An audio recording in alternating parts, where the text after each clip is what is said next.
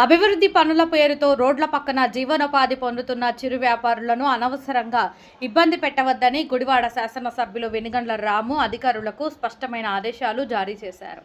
రోడ్ల విస్తరణ, డ్రైనేజీ నిర్మాణం వంటి అభివృద్ధి కార్యక్రమాల సందర్భంగా రోడ్డు పక్కన దుకాణాలు నిర్వహిస్తున్న చిన్న వ్యాపారులను తొలగించే విషయంలో అధికారులు మానవతా దృక్పథంతో వ్యవహరించాలని ఎమ్మెల్యే సూచించారు.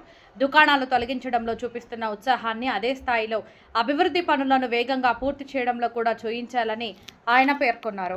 ప్రజలకు ఇబ్బందులు లేకుండా ప్రత్యామ్నాయ ఏర్పాట్లు చేసి అభివృద్ధి పనులు చేపట్టాలని, అభివృద్ధి ఫలితాలు ప్రజలకు ప్రత్యక్షంగా కనిపించే విధంగా చర్యలు తీసుకోవాలని అధికారులను ఆదేశించారు.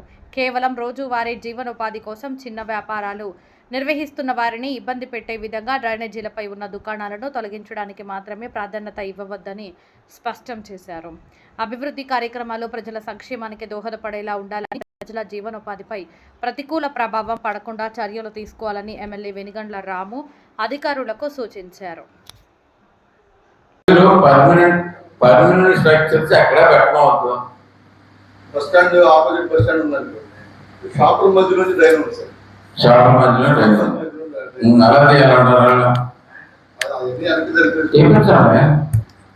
నేను అదే చెప్పాను మీకు, యూ టేక్ స్ట్రిక్ట్ యాక్షన్. కాకపోతే మనకేంటంటే మనం అతీపిత్వం మీద పెట్టే ఉత్సాహం మనం డ్రైనేజ్ డీసిల్టింగ్ మీద పెట్టకపోతే ప్రాబ్లం.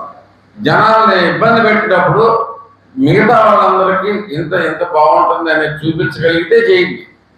లేకుండా అంటే వాళ్ళంతా ₹1,00,000 వేసుకెళ్ళి నెలకు 4,500 సంపాదించుకునేవాళ్ళు.